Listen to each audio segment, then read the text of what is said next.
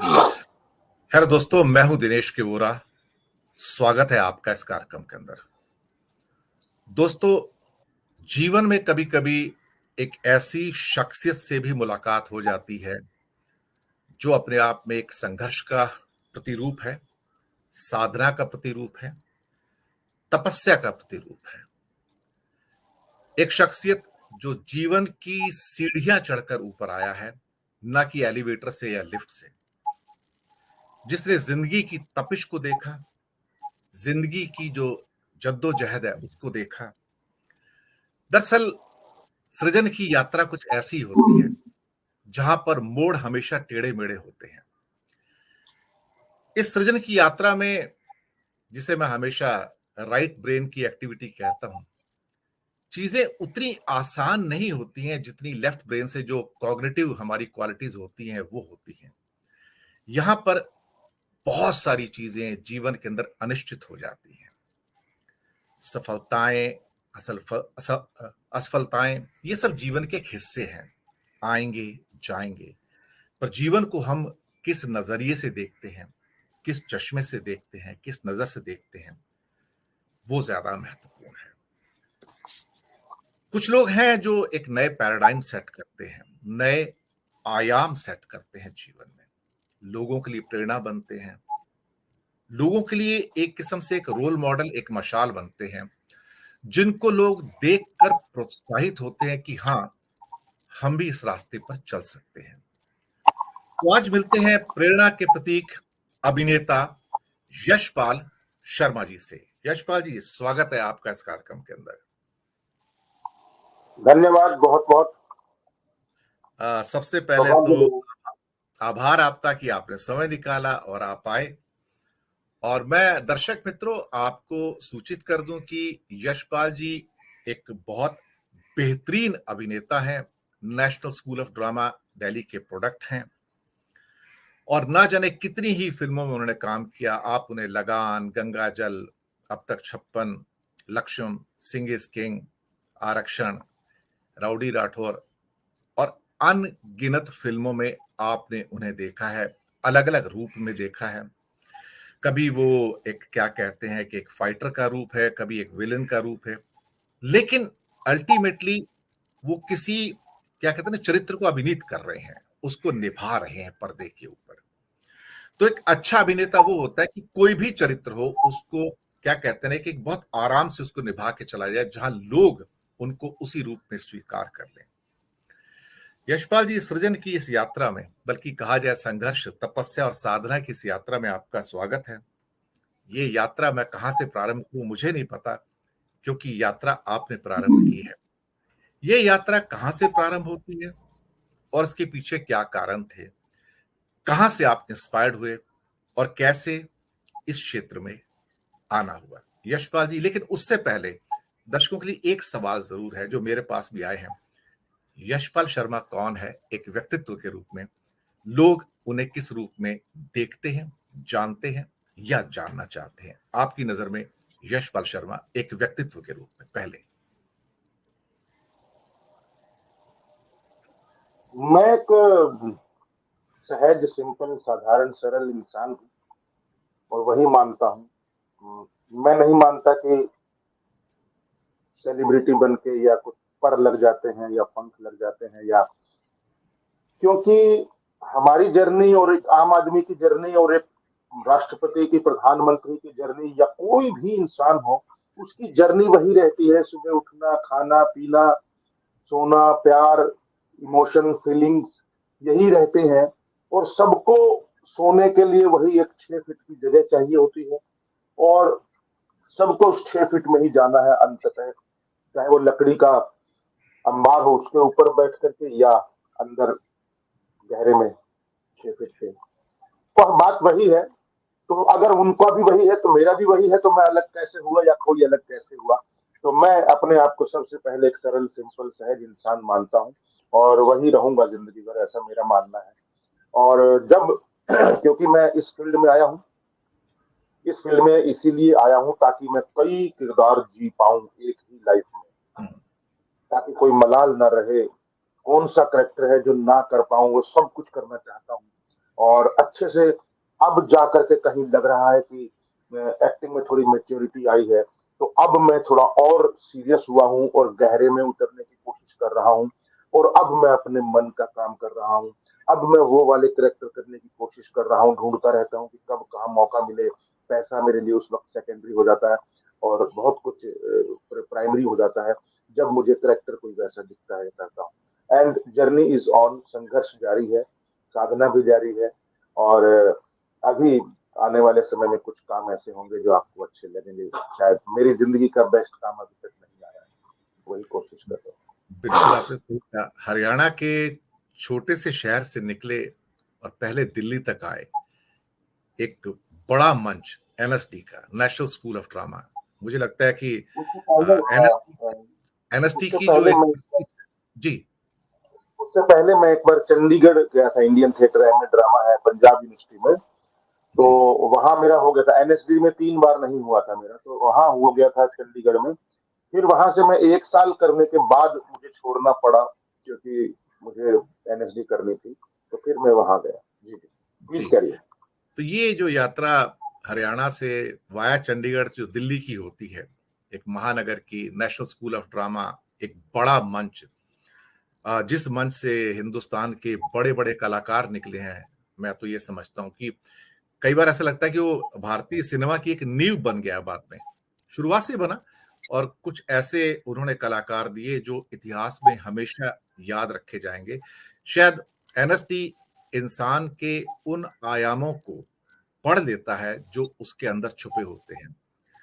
NSD ने जब आपको निखारा, संवारा, तो किस रूप में संवारा, और आपको वहां जाके वो मंच अलग से क्यों महसूस हुआ? कैसा लगा कि हाँ, एनएसडी क्यों अलग है, और वहां पर आपके जीवन के कौन से आयाम थे जो निखर कर बाहर आए?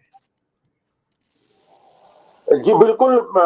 आपके इस सवाल में एक और सवाल छुपा हुआ है, जिसको बहुत नए लोग जो इस फील्ड में हैं उनकी जिज्ञासा होती है जानने की कि क्या ट्रेनिंग जरूरी है? किसी भी इंस्टीट्यूशन में ट्रेनिंग लेना, 3 साल खर्च करना या वेस्ट करना, जिसको कई लोग बोल देते हैं, जैसे तो 3 साल, अरे बाप रे। और अब लगता है कि वो 3 साल भी कितने कम है, कितने कम थे, क्योंकि ये जो ट्रेनिंग है ये जिंदगी भर की ट्रेनिंग है।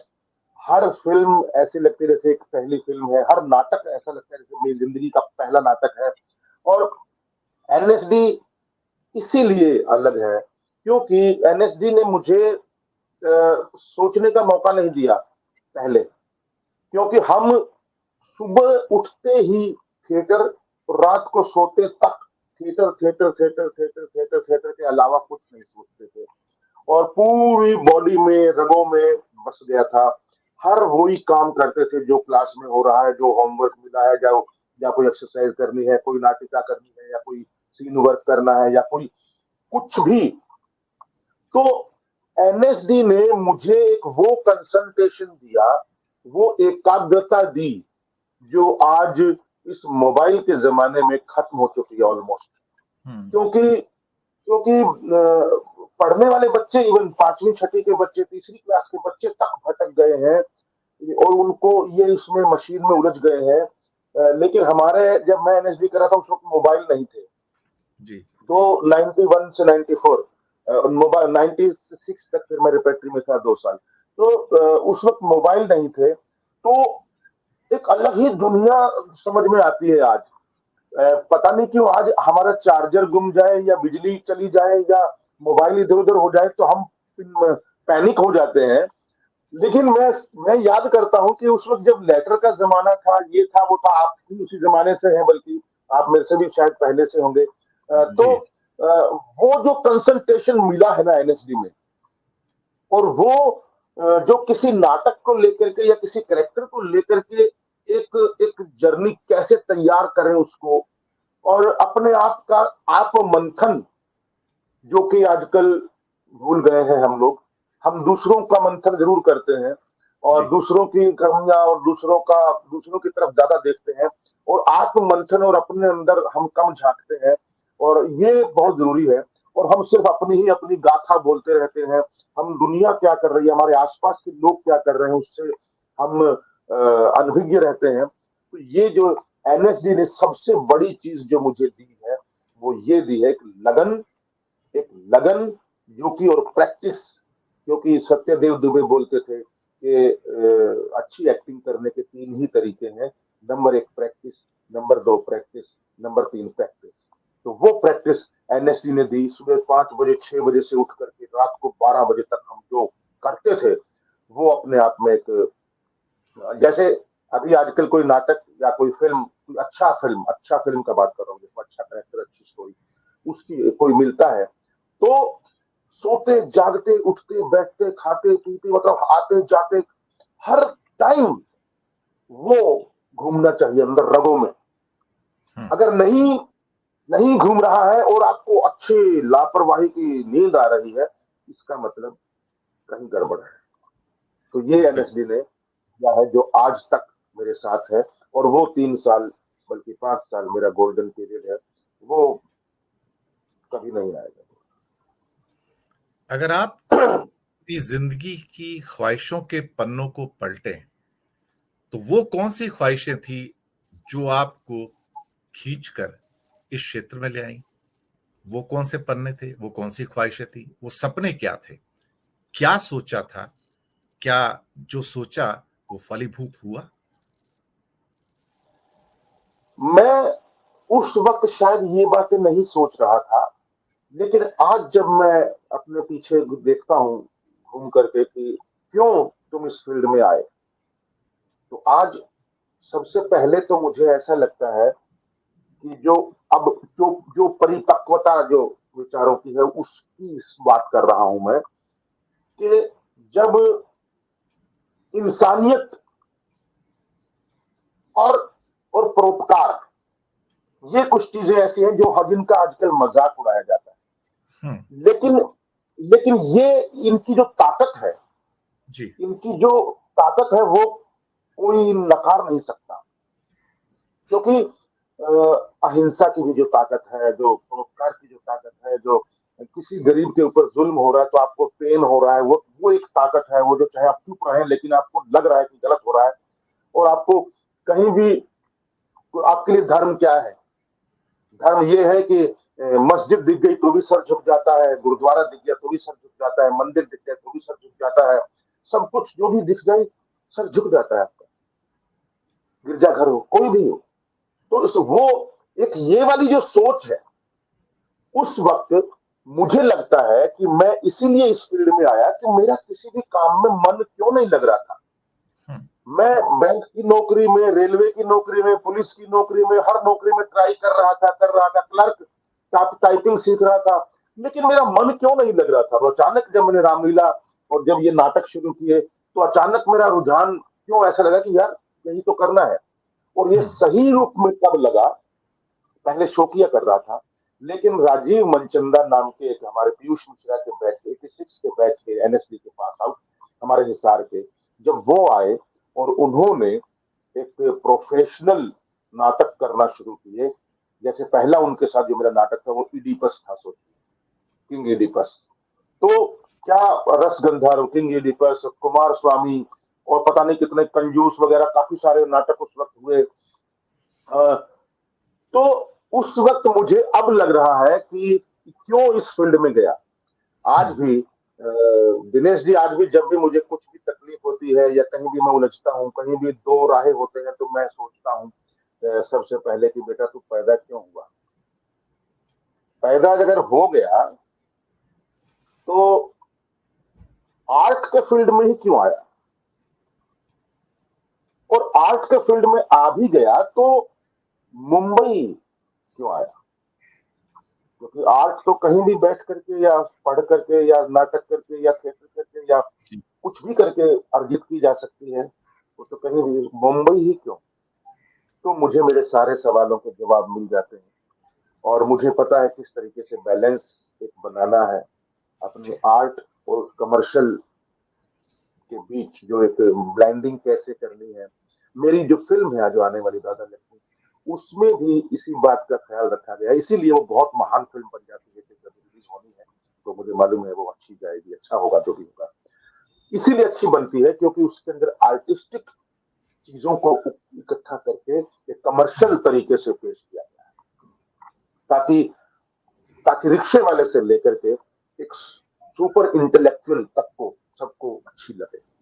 इसके अंदर वो चीजें हैं और उसका रिस्पॉन्स भी वैसा ही है, और लोगों का जो है, तो मुझे मालूम है कि जो कलेजे से अंदर से जो चीज निकलती है, आपके आपकी जो रियल किसी के बिना कॉपी किए आपके ओरिजिनल चीजें जो निकलती है, वो हमेशा ऑलमोस्ट हमेशा अच्छी होती है। बिल्कुल।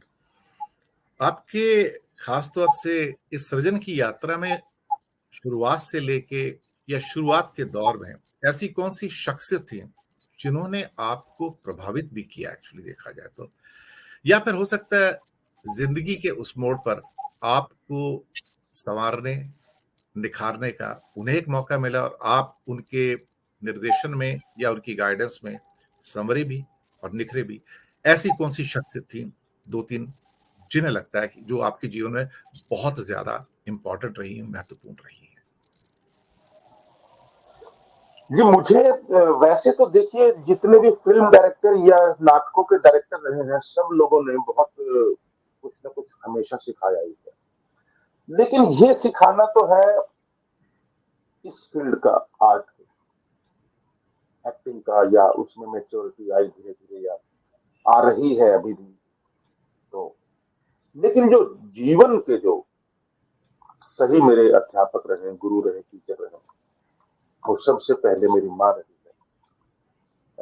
क्योंकि कहने को लगता है कि यार वही बासी या पुरानी पारंपरिक पता नहीं क्या विचार है या ये है, नहीं। लेकिन जो जिस व्यक्ति को मैंने कर्म करते हुए देखा है, सुबह 5 बजे से 4 बजे से लेकर के रात को 12 बजे तक कर्म के साथ देखा है, वो मेरी पहली, जिन्होंने हमेशा ये सिखाया है कि झूठ के सहारे कभी कुछ नहीं हो पाएगा। और तुम्हारी आंखें, मेरी आंखें बता देती थी कि मैं झूठ बोल रहा हूँ कि सच बोल रहा हूँ। ऐसे कान मरोड़ती थी, पता चल जाता था कि मैंने क्या, तो बोल रहे ये कभी झूठ नहीं बोलती आंखें। एक्टिंग में सबसे बड़ा ये आंखें, अगर ये आंखें झूठ बोल रही है तो साफ दिख जाता है कि ये फेक है। सबसे बड़ी टीचर मेरी माँ है, जिन्होंने बहुत कुछ सिखाया है, चाहे वो कर्म प्रैक्टिस कर्म कर्म सिखाया है, जिन्होंने सच्चाई सिखाई है। क्योंकि अच्छी एक्टिंग कौन सी है कि आप एक गलत गलत नहीं सॉरी झूठे चीज को कितना कन्विंसिंगली सच बना सकते हैं, सबको पता है ये एक्टिंग, लेकिन उसमें कितने जीवन डाल सकते हो, यही है। और वही मेरी माँ ने सिखाया। और दूसरा मेरे बड़े भैया हैं, जो आज तक मेरे आदर्श रहे हैं, और जिन्होंने मेरे पूरे परिवार को, 6 भाई बहनों को पाला है, शादियां की है, सब कुछ किया, बड़े भैया है सबसे, वो मेरे एक आदर्श रहे हैं, जिन्होंने जिंदगी को लेकर के सहज होना सिखाया। एक्टिंग का भी सबसे बड़ा एक वो है, कितने सहज हैं आप। क्या कहते हैं ना, बी देयर, कौन सी सिचुएशन है, अंडरस्टैंड एंड बी देयर, सहज लगे, ताकि टू लगे, डायलॉग पढ़े हुए रटे हुए ना लगे, आपकी बॉडी आपकी ऐसा ना लगे ओढ़ रखा है, तो आप लगे वो करेक्टर। तो ये दूसरा जो है वो। और बाकी कुछ टीचर रहे हैं, चाहे वो अनामिका हक्सर हैं, रॉबिन दास हैं, अभिलाष पिल्लई है, बहुत सारे लोग हैं, संदीप भट्टाचार्य हैं और अनिरुद्ध खुटवड़ है, मेरे क्लासमेट हैं तीनों, लेकिन कमाल के डायरेक्टर हैं, वो बहुत अच्छा काम करते हैं और बहुत गहरा काम करते हैं, जुटे हुए आज तक वो थिएटर कर रहे हैं, और मैं उनको सैल्यूट करता हूँ। कुछ श्याम बेनेगल हैं, गोविंद हिलानी हैं, प्रकाश झा हैं, जिन्होंने, आशुतोष गवारीकर हैं, और बहुत से डायरेक्टर ऐसे हैं, सुजीत सरकार हैं, जिन्होंने बहुत कुछ सिखाया है और सीखता हूँ। और कई बार मैं अपने से नहीं बल्कि उनका काम देख करके भी सीखा हूँ, जिसकी आपने जिक्र किया कि एनएसडी से बहुत सारे, जिन्होंने सिनेमा की, सच्चे सिनेमा की नींव रखी।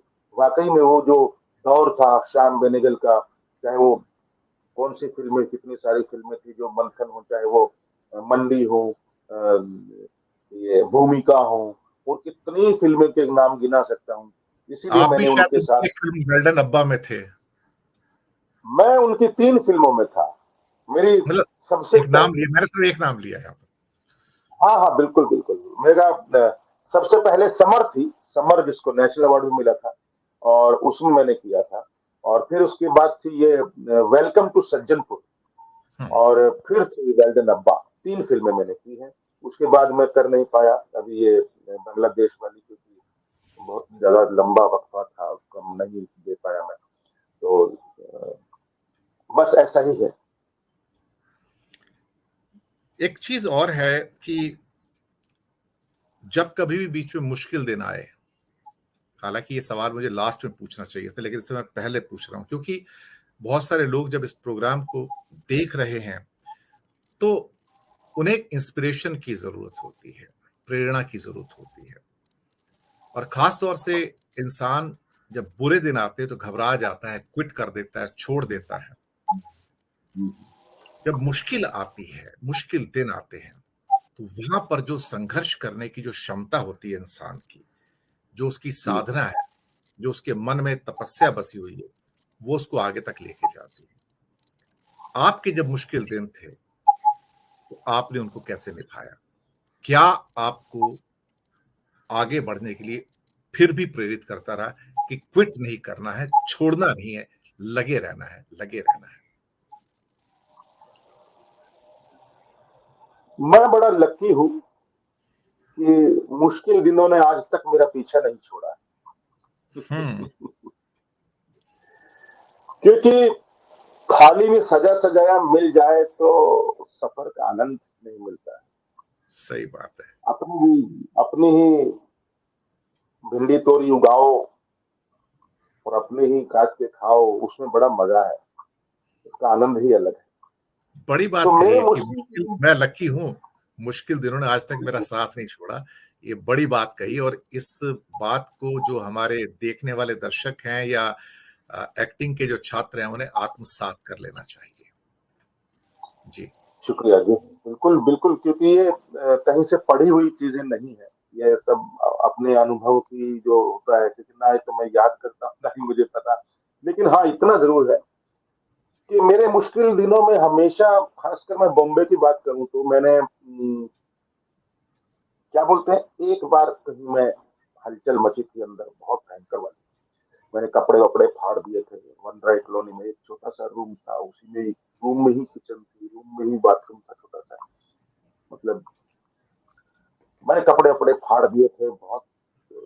सड़क पे भागने लगा था। मैंने कहा यार भाड़ में जाए, ऐसी ऐसा शहर, मतलब क्या क्या मेन रोल में करके आया हूँ। अल्बर्ट आइंस्टाइन का रोल, बड़े नचेड़ जिन्हें छोटे खेल, डैरियो फो का नाटक, उसका नाटक, इसका नाटक, पता नहीं भीष्म साहनी की कहानियां, मेन मेन रोल सारे हैं, तो इतने बड़े बड़े डायरेक्टरों के साथ, और यहाँ आकर के कोई रोल ही नहीं मिल रहा है। मतलब कुछ काम ही नहीं मिल रहा है, और मिल रहे हैं तो मैं ठुकरा देता था सर। मैं सच बता रहा हूँ, मैं भूखा मर रहा था लेकिन मैं ठुकरा देता था कि नहीं करना ये सर, मैं ये करने नहीं आया। बस धीरे धीरे हुआ। मैं क्योंकि सुधीर मिश्रा जी ने कर दिया था, तो मुझे, हाँ, सुधीर मिश्रा जी का नाम लेना मैं भूल गया उसमें। हजारों और ख्वाहिशें तो ऐसी। जी जी जी, हजारों ख्वाहिशें ऐसी, चमेली, एंड एक और थी, साला क्या, हम्म, ये सा, ये साली जिंदगी। ये साली तो जिंदगी। जी जी, तो अ, उन्होंने मुझे एक रोल ऑफर किया था। मैं बिल्कुल गुर्बत में था उन दिनों। रोल ऑफर किया था डेली सोप में मेन रोल। मैंने मना कर दिया सर।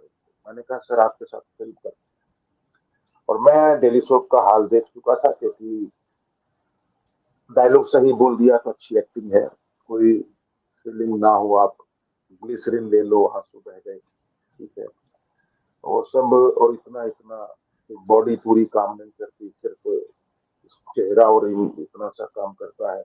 बहुत कम सीरियल, और लगातार मशीन की तरह, फैक्ट्री की तरह बन रहे थे उस वक्त। डेली सोप शुरुआत ही हुई थी, शांति, इतिहास, बदलते रिश्ते, ये वो युग, पता नहीं क्या क्या। तो मैंने मना कर दिया कि मैं सर डेली सोप नहीं करूंगा, करेंगे बाद में, तो अपने हाथ में होगा सब कुछ। अभी मुझे लगा डेली शॉप करूंगा तो बड़ी सिक्योरिटी आ जाएगी, पैसा आ जाएगा, अच्छा खासा घर आ जाएगा, गाड़ी आ जाएगी, फिर सोचेगा यश पार्लर और क्या चाहिए छोड़ पर। तो किया मैंने उनके साथ, उनको याद रही ये बात, उन्होंने बाद में मुझे काम दिया।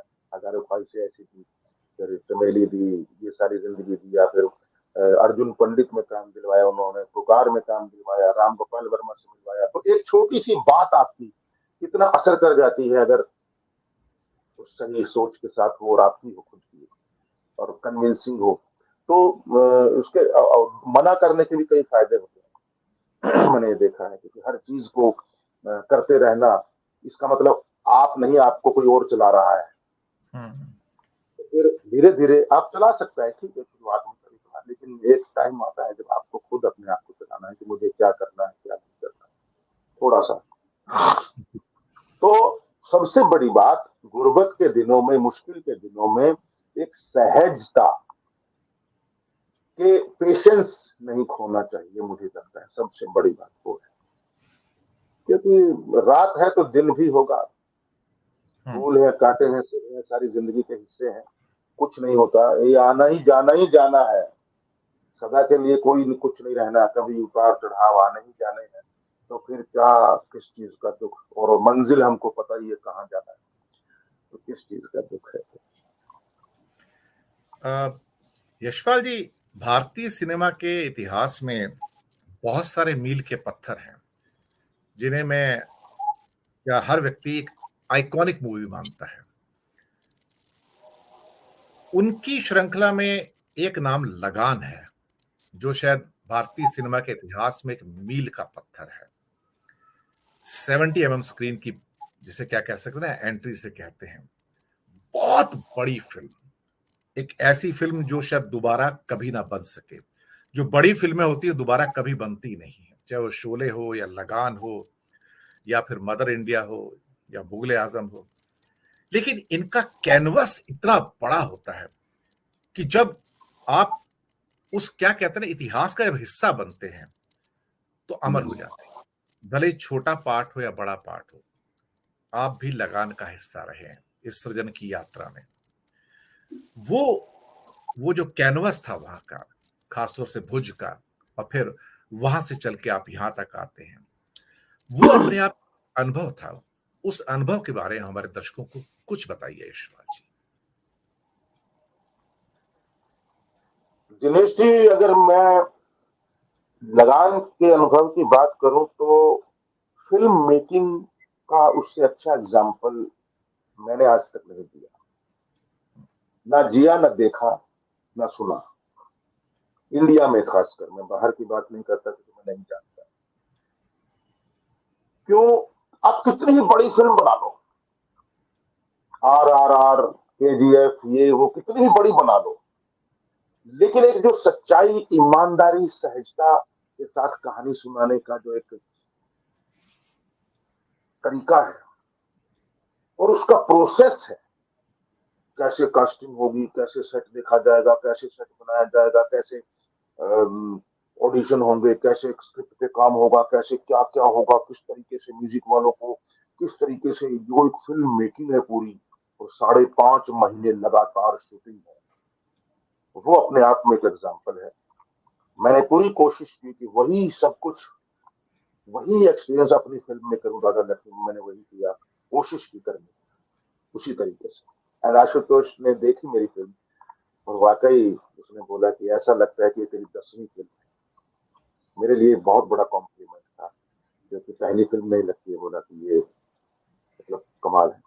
तो लगान की जो सच्चाई है,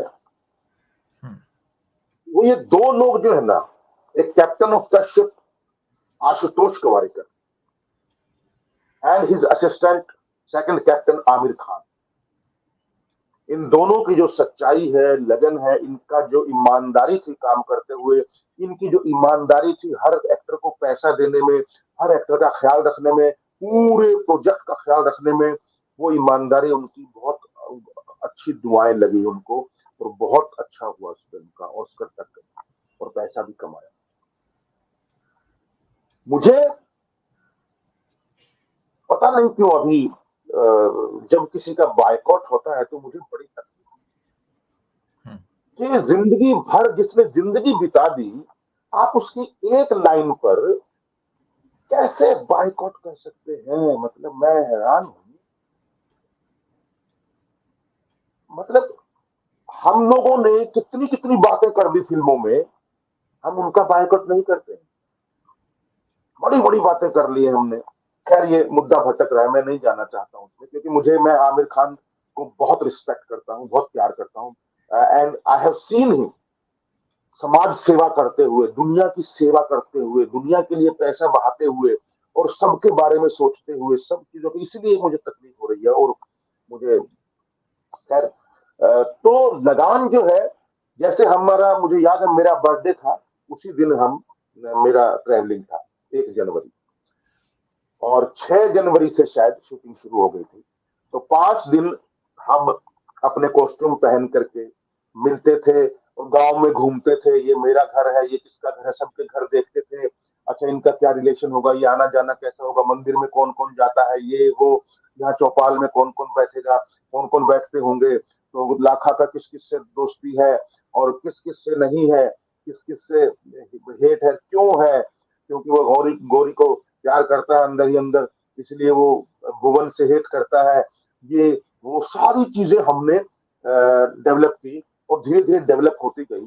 और हमको कभी भी नाम से नहीं पुकारा गया 5.5 महीने। लाखा, देवा, गोली, भूरा, इस तरीके से सबको, भुवन, सबको इस तरीके से, ताकि वो उसी में रहे। और एक्सट्रीम गर्मी और एक्सट्रीम सर्दी दोनों देखी हमने। जब गए थे तो एक्सट्रीम सर्दी थी, और जब जब आए तो जून का महीना था और मिड जून था, 19 जून थी शायद जब हम पैकअप हुआ था, 17 या 19। और अगले साल, उससे अगले साल 15 जून को रिलीज हुई। मेरे ख्याल से ये एक मैनेजमेंट को लेकर के, एक फिल्म मेकिंग को लेकर के, एक सिनेमा को लेकर के इतिहास में ये अपने आप में एक माइलस्टोन है। और इसकी जो मेकिंग ऑफ लगान अगर आप पढ़ते हैं या देखते हैं, पैशन ऑफ मैंने पढ़ी हुई डेजर्ट, है, मैंने पढ़ी हुई है। जी जी जी, तो वो अपने आप में वो भी एक इंस्पायरिंग है। मेरे ख्याल हर सिनेमा लवर को वो किताब पढ़नी चाहिए और मेकिंग ऑफ लगान को जरूर देखनी चाहिए। ये बात आपने सही कही, इसलिए मैंने खास तौर से लगान का जिक्र किया यहाँ पर, क्योंकि मैं ही नहीं, भारत के ही नहीं बल्कि दुनिया के जो सिनेमा को चाहने वाले लोग हैं उन्हें मालूम है कि लगान एक वास्तव में एक ऐसा मील का पत्थर है जो शायद आने वाले समय में लोगों को हमेशा प्रेरित करता रहेगा, एक किस्म से उन्हें बताता रहेगा कि फिल्म मेकिंग ऐसे भी हो सकती है। आपने जी बहुत सारी फिल्मों में काम किया, कुछ टीवी सीरियल्स में भी काम किया आपने, खास तौर से गंगा जल प्रकाश झा का, फिर उसके बाद अब तक 56, लक्ष्यम, सिंह इज किंग, अलग अलग जॉनर के अंदर आपने काम किया, अलग अलग चरित्र निभाए। मैं उन चरित्रों को ये नहीं कहूंगा कि ये विलेन थे या ये एक साधारण पुरुष थे या ये थे, लेकिन चरित्र कोई भी हो, निभाना इतना आसान नहीं होता है, क्योंकि उस चरित्र के अंदर आपको पहले डूबना पड़ता है, तब पर्दे के ऊपर वो चरित्र जीवंत हो जाता है। तो आपको उस हिसाब से देखा जाए तो जो डायरेक्टर्स मिले हैं वो काफी अच्छे डायरेक्टर्स मिले हैं, जिन्होंने आपकी प्रतिभा को पहचाना और आपको ऐसे रूप में पेश किया जहां पर आप लोगों के मन के ऊपर छा गए। ऐसे क्या मोमेंट्स थे, ऐसे क्या क्षण थे, ऐसी कौन सी फिल्में थी जो आपकी सृजन की यात्रा का एक महत्वपूर्ण हिस्सा बनी? सच बताऊं तो उस टाइप की फिल्म अभी तक नहीं आई है, अभी आएगी जो आप बात कर रहे हैं। थी, फिल्में हैं, अपहरण है, लगान है, गंगा जल है, वेलकम टू सज्जनपुर है, चमेली है, और भी दास कैपिटल है एक फिल्म जो ओटीटी पे चल रही है, उसमें मेरा मेन रोल है। या अभी जो आने वाली है, मूसो एंड छिपकली, मिस्टर पानवाला, जिनमें भी मेन रोल है तीनों में, जो कि बड़ा बेसब्री से इंतजार कर रहा हूँ पोस्ट प्रोडक्शन खत्म हो और जल्दी से कहीं हो रिलीज। और मेरे ख्याल से दिवाली पे होने की पूरी उम्मीद है इस फिल्म की। तो उसके बाद दूसरी तीसरी, तो ये जो फिल्में हैं, इनका इनको जो करते हुए सबसे ज्यादा लगान, आपने, क्योंकि अभी सवाल है, सबसे ज्यादा लगान में टाइम भी था, इसलिए हमने उसको जिस तरीके से डेवलप किया उस करेक्टर को, वो बहुत यादगार रहा है। फिर दूसरा, कई फिल्में ऐसी हैं जो मुझे लगता है कि सुई से काम चल जाएगा तो तलवार ना चलाऊं। तो इसीलिए, क्योंकि मेरा, कई लोग है ना जो जो मेहनत करते हैं रोल के लिए, वो मेरी बचपन से मेहनत हो चुकी है, बहुत सारे काम हो चुके हैं, उसमें सिर्फ थोड़ा थोड़ा बस वो करना होता है, मोल्ड करना होता है अपने आप को, या सरेंडर करके उस खाली बर्तन में कुछ कुछ डालना होता है, ताकि मैं उस उसकी स्किन को कम से कम पहले पकड़ सकूं जी। कैरेक्टर की, और उसके चाल ढाल, जेस्चर पोस्चर, उसका बोलना।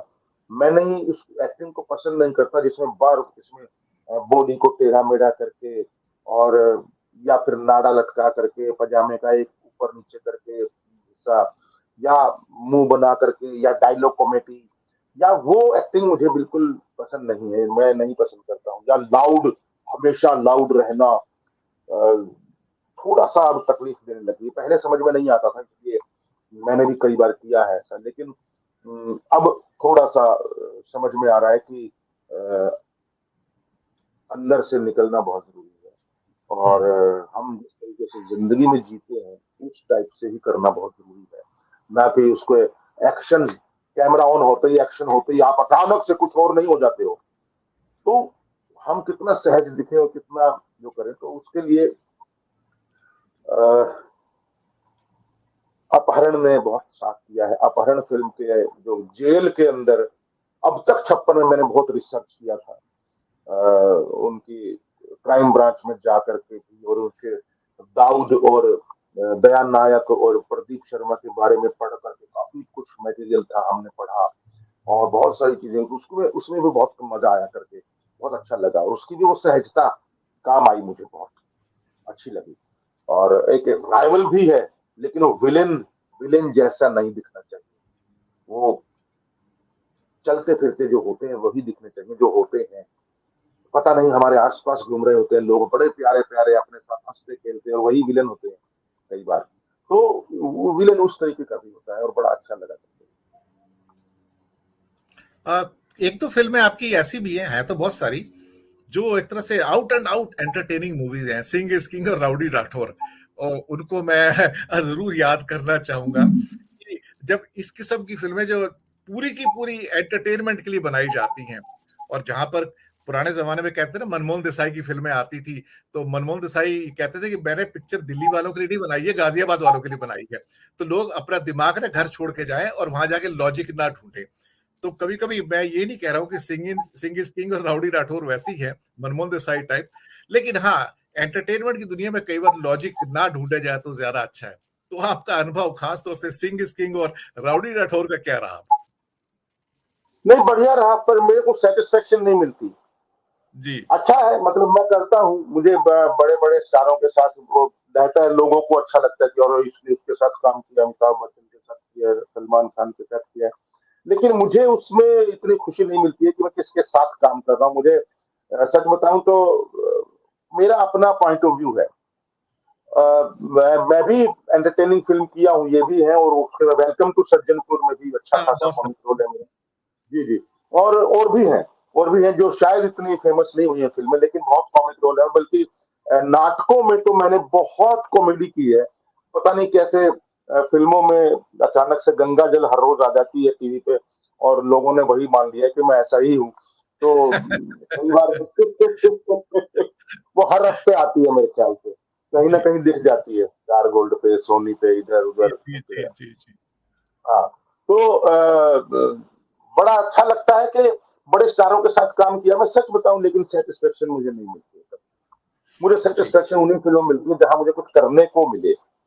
जी मतलब ठीक है, ये जब देखते हैं तो अच्छा लगता है, अच्छी है, कॉमेडी भी है, बढ़िया है, लेकिन जो एक मजेदार बात है, वो मजेदार बात जैसे अब तक 56 की है, लगान की है, गंगा जल की है, वेलकम टू सज्जनपुर की है, चाहे चमेली में छोटा रोल था लेकिन उसकी है, वो भी मजा आया करके, बहुत ही बढ़िया। और भी कई फिल्में ऐसी हैं जिनको करके बड़ा कमाल हुआ। या फिर या फिर मेरे कंधे पर पूरी फिल्म है जो अभी आने वाली है, वो करके जो एक सेटिस्फेक्शन मिलती है, जिनकी वजह से मैं बम्बैया बॉलीवुड की फिल्में मैंने बहुत कम कर दी है, मेरे को इंटरेस्ट ही नहीं रहा। आप पूछेंगे ना किसके साथ काम करना चाहते हैं, तो मेरे लिए अभी कोई इतना इम्पोर्टेंट नहीं। इरफान खान थे, इरफान खान के साथ मैंने काम एक फिल्म की थी, और अब लेकिन वो फिल्म इतनी अच्छी नहीं थी, तुलसी, जिसमें मैं विलेन था, वो हीरो थे मनीषा कोइराला के साथ। लेकिन अब मुझे लगता है कि बस वैसे ही एक्टर, वैसे ही कहानियां, वैसे ही चीजें, जिसमें सेटिस्फेक्शन हो, कुछ करने को हो, अलग हो।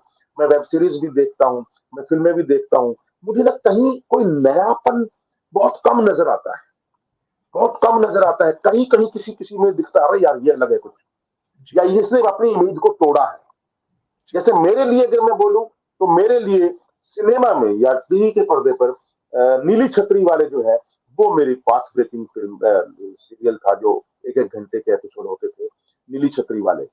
वो मैं बोल सकता हूँ कि मैंने अपने आप को बिल्कुल तोड़ मरोड़ दिया था, बिल्कुल, और बिल्कुल नया यशपाल दिखा था।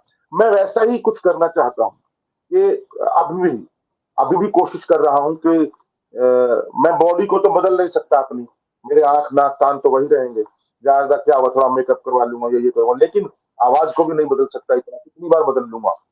तो मैं टिकली लगा के भी 56 टिकली बन जाऊंगा, क्या हो जाएगा उससे, कितना कुछ कुछ हो जाएगा। लेकिन मैं ये कह रहा हूँ कि अंदरूनी रूप से चेंज आने वाले, और रिदम आपकी चेंज होती है, जिसमें हर करेक्टर की एक रिदम होती है। सा सा ही बेसुरा ना हो, सा हो, वो सही हो। तो किसी का सा यहाँ है, किसी का सा यहाँ है, किसी का भाई यहाँ है, तो किसी का यहाँ है। तो वो जो सा है, एक वो पकड़ करके मैं अपनी रिदम जो है वो तेज और स्लो कर सकता हूँ, और वो करेक्टर में थ्रू आउट मेंटेन करने की जरूरत है, तब जाकर के डिफरेंट करेक्टर बन जाते हैं, बन सकते हैं। ये चीजें मुझे धीरे धीरे अब समझ में आने लगी। मेरे पास कुछ सवाल हैं। एक थोड़ी सी जिज्ञासा भी है कि श्याम बेनेगल फिल्मों की जो उनमें समझ है वो अनमोल है, और आपने काफी फिल्में की उनके साथ में, एक इंस्टीट्यूशन है अपने आप में। उन्होंने बिल्कुल। कई सीरियल भी किए हैं। इसके अलावा महत्वपूर्ण सीरियल जो भारत के लिए एक मील का पत्थर भी है वो किए उन्होंने, ऐसी बात नहीं है। फिल्में भी डिस्कवरी ऐसी। ऑफ इंडिया, जी, discovery of India, Katha Sagar, Sankranti जी, में मैंने जी, सबसे पहले जी, मेरे संक्रांति ख्याल किया से था उनके मेकिंग साथ। ऑफ कॉन्स्टिट्यूशन भी उनका ही है, राज्यसभा टीवी के लिए, मुझे लगता है शायद। जी जी जी, संविधान। संविधान की जो मेकिंग है वो उन्हीं का ही है। वो तो वो अपने आप में शायद बहुत लार्ज स्केल का प्रोजेक्ट था वो, जिसको उन्होंने किया है वो, जिसे हम इतनी जल्दी उसकी गहराई को समझ नहीं पाएंगे। लेकिन बेनेगल के साथ काम करना आपको कैसा लगा? वो अपने आप में एक इंस्टीट्यूशन तो है ही, खैर। सर बेनेगल, आपने सही बोला, सत्यजीत रे की तरह एक चलती फिरती इंस्टीट्यूट है। जी, वो दिमाग के अंदर मतलब सब कुछ ऐसा, एक एक पल, एक एक क्षण का है। इतना होने के बावजूद भी वो स्ट्रिक्ट नहीं है कि ऐसा करो। हम्म, वो कहानी को आपको छोड़ देते कि यार नहीं, ये एक्टर ठीक है, समझ रहा है ना कहानी को, इसको अपने हिसाब से कर देते। जी, ये बड़ी कमाल की बात है। थोपते नहीं है, एक तो कभी करके नहीं बताते कि ऐसा करना है। जी, दूसरा, वो एक्टर को छोड़ते हैं कि तुम्हारा पीओवी जो है, पॉइंट ऑफ व्यू, उसी तरीके से करो। जी, मैं आपको एक छोटा सा किस्सा याद दिलाता हूँ उनका। मैं समर फिल्म कर रहा था, जी, और शनिवार का दिन था, और तकरीबन 15-16 दिन शूटिंग हो चुकी थी, अभी 10 दिन और बाकी थे। तो सब लोगों ने बोला कि कल संडे है सर, एक छुट्टी तो कर लो। तो ठीक है, उन्होंने शनिवार को जो शूटिंग थी, उसमें मेरा एक 7 मिनट का सीन था। रजित कपूर, रजित कपूर और एक और थे एक्टर, राजेश्वरी सचदेव, और एक और एक्टर थे, रवि झाकल। ये 3 एक्टरों के साथ मेरा एक सीन था, और मेरी वाइफ थी जो बनी थी, वो वहां की लोकल थी। तो सर एक सीन हुआ, और वो सीन, हम गांव वाले हैं, वो बाहर से आए हैं शूटिंग करने, इस तरीके का एक सीन था। तो सीन हो गया, 7 मिनट का, वन शॉट, कहीं कट नहीं। काफी टाइम लगा, हो गया, हो गया, पैकअप हो गया, छुट्टी हो गई। अब पैकअप होते ही कॉस्ट्यूम डिपार्टमेंट में वो आई लड़की, बोली सर एक गलती हो गई। मैंने कहा क्या हो गया? बोले आपकी जो वाइफ है ना, उसने बूंदे नहीं पहन रखे थे।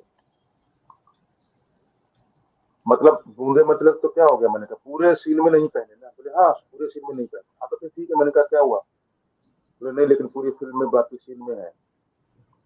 तो बोले एक काम करो, अभी तो पैकअप हो गया है, श्याम जी भी चले गए हैं, लेकिन झूठ मत बोलना क्योंकि अभी हम यहीं पर हैं, दुल्हन घर पे है। तो जो भी है अभी हो सकता है। उन्होंने बताया श्याम जी को, श्याम जी ने कुछ नहीं कहा, बोले कल की छुट्टी कैंसिल। हम्म। और अगले दिन आए, सुबह दोपहर तक सीन किया, शूटिंग किया, फिर पैकअप किया, फिर आधा दिन छुट्टी किया। क्योंकि अगर कोई भी डायरेक्टर होता, आम डायरेक्टर, तो इतनी छोटी सी बात पे इतना बड़ा वो कुछ नहीं करता। अरे ठीक है ना, क्या कौन देख रहा है, एक्टिंग देखेंगे कि वो देखेंगे। लेकिन सर ये कंटिन्यूटी का खेल, ये छोटी चीजों का खेल, ये जो गहराई है, ये जो डिटेल है, ये जर्नी टुवर्ड्स परफेक्शन की तरफ जाने की जो एक वो है, ये बहुत कुछ सीखने को मिला है उनसे, इवन आमिर खान से। ये मुझे बात याद है एक बार बमन ईरानी का एक इंटरव्यू आ रहा था, तो उन्होंने एक बात कही थी श्याम के बारे में कि अगर मैं उनके साथ काम नहीं करता तो शायद मैं अधूरा रह जाता। उनके साथ काम करना ही अपने आप में इतनी बड़ी लर्निंग है कि फिल्म मेकिंग होती क्या है अल्टीमेटली, ये श्याम बेनेगल से सीखने को मिला। बिल्कुल बिल्कुल। मैं आता हूं आपकी एक राष्ट्रीय पुरस्कार आपको प्राप्त हुआ है, और 62nd राष्ट्रीय पुरस्कार।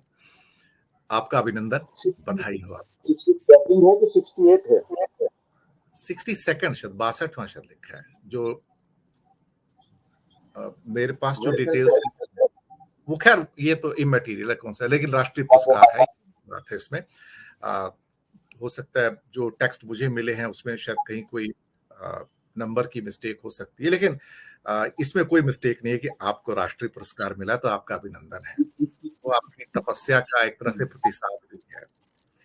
ये राष्ट्रीय पुरस्कार किस लिए मिला और क्यों मिला, इसके बारे में मैं नहीं कहूंगा, ये आप दर्शकों को बताइए कि इस राष्ट्रीय पुरस्कार के पीछे की छोटी सी कहानी क्या है। शुक्रिया। सबसे पहले तो आपने बधाई दी राष्ट्रीय पुरस्कार की। और कहानी कुछ नहीं, कहानी तो यही है कि मैं इसको फिल्म को बनाने में तकरीबन 5.5 साल लगे हैं। और कौन सी मुझे फिल्म को लगा था नाम कि बताइए। दादा लक्ष्मी, जी। दादा लक्ष्मी फिल्म का नाम है। और पंडित लक्ष्मी चंद वो करेक्टर है, फोक आर्टिस्ट है, जो आज से 100 120 साल पहले पैदा हुए थे, जी। 121 साल पहले पैदा हुए थे, और जो आजादी से पहले ही 1945 में मर गए थे। तो उन्हीं की कहानी है। और वो फोक आर्टिस्ट है, फादर ऑफ हमारे लोक नाट्य को कह सकते हैं हम, स्वांग, स्वांग की जिन्होंने जो जिसको उसको बोलते हैं कि लक्ष्मीचंद से पहले के जी। स्वांग इरा और उसके बाद का युग, उस तरीके से उसको मिला, मील का पत्थर जिसको बोलते हैं कि यहाँ से पहले और यहाँ के बाद का डिसाइड करो, ये तो है ही। तो वो कभी स्कूल नहीं गए थे, लेकिन उन्होंने जो ब्रह्म ज्ञान या एक अध्यात्म का जो दिया है और भविष्यवाणियां जो की थी, वो एक अद्भुत व्यक्तित्व थे। और उनकी लाइफ के ऊपर ये फिल्म है। और फिल्म क्योंकि म्यूजिकल थी, म्यूजिकल है, तो आधा टाइम फिल्म का जो है गानों में है। और गाने उत्तम सिंह जी ने किए हैं। और बहुत ही मेरे ख्याल रीबर्थ ऑफ उत्तम सिंह जी ऐसा लगता है मुझे ये फिल्म होने वाली है, क्योंकि हिला के रख देती है ये गाने इनके, हम्म। और बहुत ही कमाल है। और करते करते मुझे पता लगा कि ये बहुत लंबी बनेगी फिल्म, तो इसलिए मैंने 2 पार्ट कर दिए। हम्म। उस फिल्म को 2 हिस्सों में बनाया। तो अभी जिसको नेशनल अवार्ड मिला है वो पार्ट 1 है, पार्ट 2 अभी बननी है। जी। तो जी, तो ये फिल्म है वो दादा लक्ष्मी, जिसने कई इंटरनेशनल अवार्ड जीत चुकी है, तकरीबन 55 से ऊपर इंटरनेशनल। तो तकरीबन जब से ये रेडी हुई थी तब से मैं फेस्टिवल में डालना शुरू किया था, 1.5 साल हो गया। और अब तक अब मैं नहीं डाल सकता, क्योंकि वो फिल्म का 1 ईयर होता है जो स्पैन, उसी में भी डाल सकते हैं अच्छे फेस्टिवल। तो वो हो गया। तो मतलब अच्छा लग रहा था। लेकिन राष्ट्रीय पुरस्कार का मिलना अपने आप में एक बहुत बड़ी उपलब्धि है, और मुझे बहुत खुशी है। मुझे खुशी इस बात की ज्यादा है दिनेश जी कि इसको बेस्ट हरियाणवी फिल्म मिला नंबर 1, बात अलग है। लेकिन मुझे खुशी इस बात की है कि बाद में मुझे जूरी मेंबर से रिजल्ट आने के बाद पता लगा कि बेस्ट एक्ट्रेस को लेकर के मेघना मलिक के बारे में बहुत बहस हुई इसको देने में, इस फिल्म के।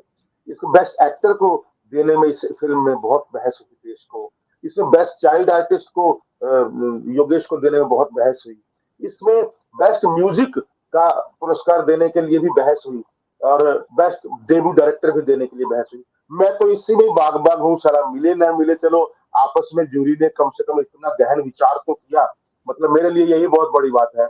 वहां साउथ इंडियन की भरमार ज्यादा होती है मेरे ख्याल से, या है थी। और क्योंकि हर आदमी का अपना अपना होता है, क्योंकि मैं ये नहीं बोल रहा हूँ कि मेरी ही फिल्म सबसे बेस्ट है, लेकिन वहां भी तो कुछ बेस्ट होंगी। इसीलिए उनका जो भी रिजल्ट है, मैं सर माथे पर बोल करके उनको धन्यवाद देता हूँ कि उन्होंने मुझे राष्ट्रीय पुरस्कार के लायक समझा और दिया। और मैं हरियाणा को खासकर, जिसमें हरियाणवी सिनेमा को एक अच्छी फिल्म दे पाया हूँ और एक अच्छा एक पुरस्कार दे पाया हूँ, डिग्निफाइड पुरस्कार दे पाया, मुझे इस बात की खुशी है। इससे वैसे ये पहले कि पुरस्कार मैं पहले इससे पहले कि मैं तीन बार। प्रोग्राम के आखिरी सवाल पर आऊं, हालांकि यात्रा तो लंबी है, एक चीज पे थोड़ा दुख होता है कि आजकल बॉलीवुड सिनेमा के अंदर गांव जो है गायब होते जा रहे हैं, और शहर यानी कि पिक्चरें भी ऐसी हैं कि जो एक कमरे से शुरू होकर दूसरे कमरे में खत्म हो जाती हैं। तो एक जमाना था जब भारतीय फिल्मों के अंदर गांव का चित्रण बड़ी बखूबी किया जाता था, पूरी पिक्चरें गांव के ऊपर ही देखा जाए तो डिपेंड होती थी। हालांकि कुछ सीरियल्स अभी आए हैं जैसे कि पंचायत वगैरह हैं, जो गांव की जो डेली लाइफ है उसके ऊपर है, काफी पॉपुलर भी हुए हैं, लोग लव भी कर रहे हैं, उसे प्यार कर रहे हैं। लेकिन एकदम से गांव का निकल जाना फिल्मों में से, इक्का दुक्का आती है बीच में, लेकिन पहले जहां पर एक मेन स्ट्रीम के रूप में गांव प्रदर्शित किए जाते थे, वो गायब हो गए भारतीय सिनेमा से। बदलते स्वरूप का शायद ये भी कोई एक चिन्ह होगा। एक छोटी सी टिप्पणी इसके ऊपर आपकी। इसीलिए गांव के करेक्टर, पूरा गांव, पूरे गांव का माहौल, इसीलिए वो लोकेशन ढूंढने में 100 साल पहले की मैंने बहुत मेहनत की और बहुत मुश्किल से मिले भी हैं, और मैंने उसको फिल्माया भी है। उसमें ना प्लास्टिक होना चाहिए, ना पानी की टंकी होनी चाहिए प्लास्टिक की, ना कोई कार होनी चाहिए, ना स्कूटर होना चाहिए, ना मोटरसाइकिल होना चाहिए, ना पक्की सड़क होनी चाहिए उस गांव में। बहुत कुछ ध्यान रखना पड़ा, लेकिन मैंने किया और हुआ, और अच्छा हुआ। तो ये जो गांव है,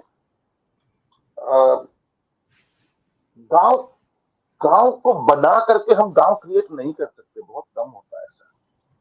फिर वहां के क्राउड भी हम झूठे झूठे से नकली नकली पगड़ी वगड़ी पहना करके दिखा देते हैं, वो नहीं होना चाहिए। और ये क्या है कि कुछ तो है अभी भी कर रहे हैं। आजकल शूटिंग ज्यादातर लोग बाहर ही करते हैं, गांव में ही जाके करने लग गए हैं।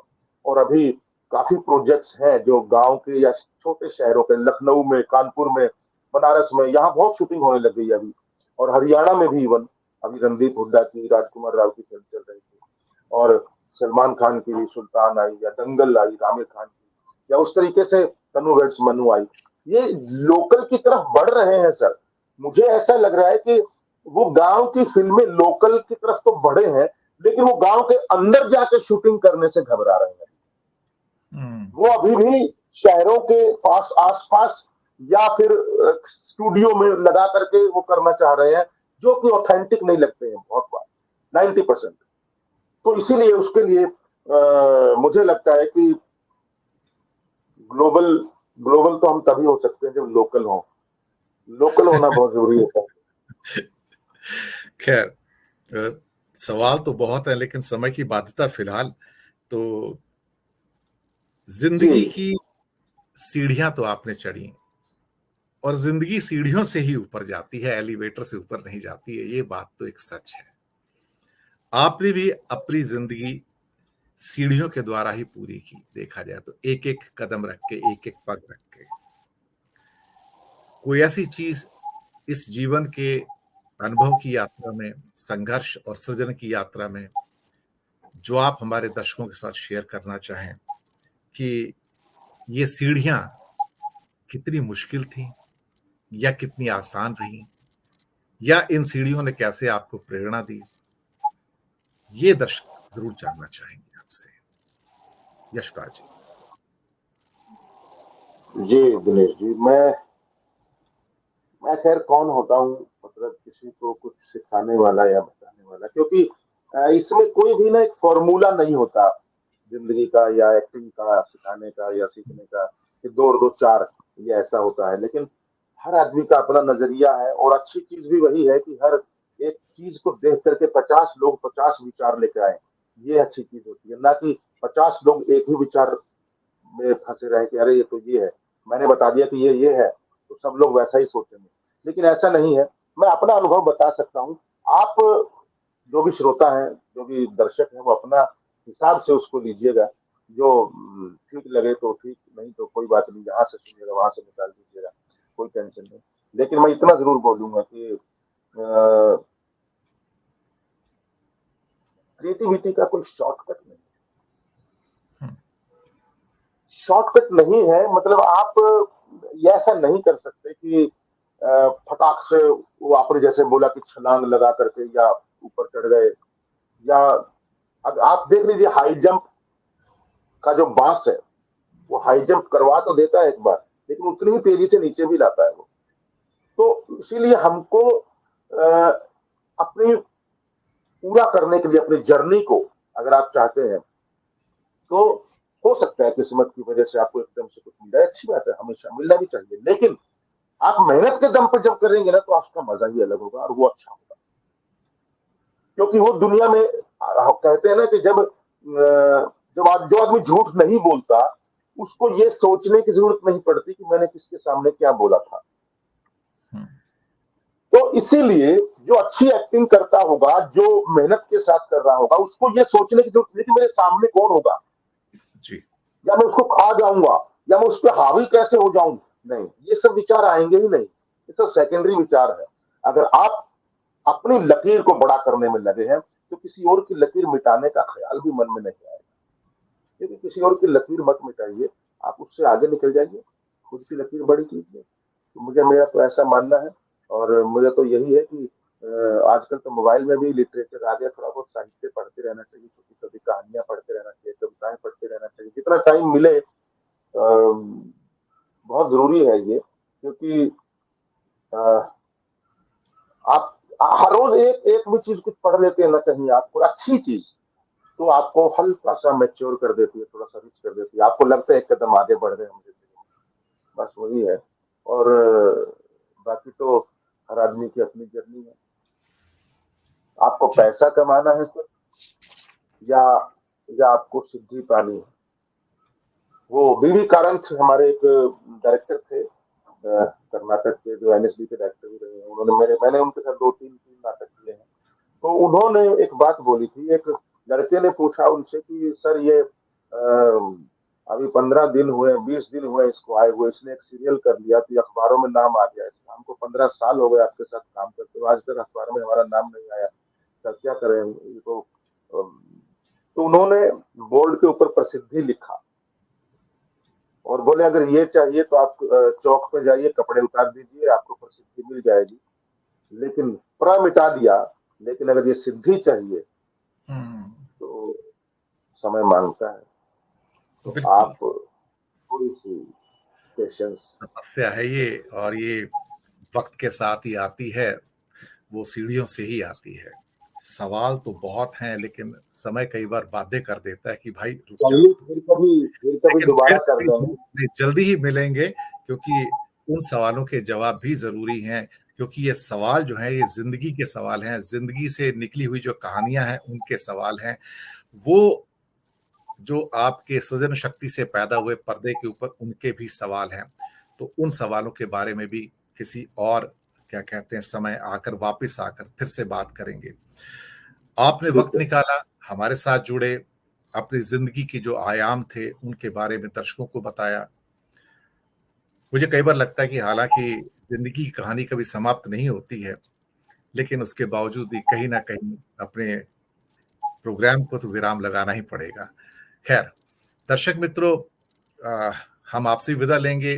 और यशपाल जी, आपका भी शुक्रिया अदा करेंगे कि थैंक इतने यू सो मच। महत्वकारियां अपने बहुत जीवन अच्छा से। लगा दिनेश जी, आप जिस ठहराव के साथ इंटरव्यू करते हैं ना, मुझे बड़ा अच्छा लगता है। नहीं तो लोग भाग रहे होते हैं, पता नहीं क्या दौड़ है, क्या भाग है, समझ में नहीं आता। और मैं इसीलिए आपसे इंटरव्यू देने में थोड़ा लेट भी हुआ कि मैंने कहा जब भी तसल्ली बख्श टाइम होगा आराम से करेंगे तसल्ली से। आज बड़ा अच्छा लगा। Thank you so much. बहुत बहुत धन्यवाद आपका कि आप आए, आपने जीवन के उन पहलुओं को छुआ जो आपके जीवन से अंतरंग हिस्से, जिसे क्या कह सकते हैं, अंदर के हिस्से थे, अंतरंग हिस्से थे। और दर्शकों को थैंक यू प्रेरणा सो भी मच। मिलेगी और कहीं ना कहीं वो इंस्पायर होंगे आपकी इस संघर्ष यात्रा से, सृजन की यात्रा से। बहुत बहुत धन्यवाद। बहुत जल्दी मुलाकात होगी फिर आपके साथ। बने रहिएगा हमारे चैनल्स के साथ। शुक्रिया।